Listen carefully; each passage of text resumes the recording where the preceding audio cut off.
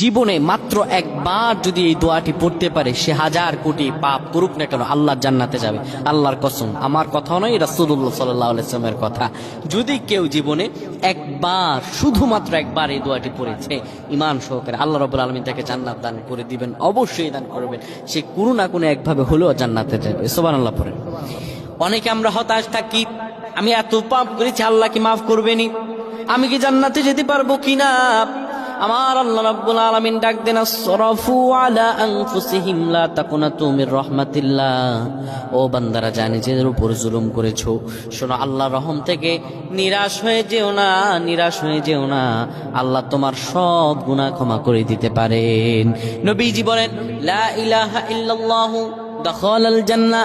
কেউ যদি জীবনে একবার পড়তে পারে লা ইলাহা ইল্লাল্লাহ, শত কোটি পাপ করার পরেও আমার আল্লাহ রাব্বুল আলামিন তাকে জান্নাত দান করে দিবেন। সুবহানাল্লাহ, এই জান্নাত দান করে দিবেন। আল্লাহুম্মা আমিন।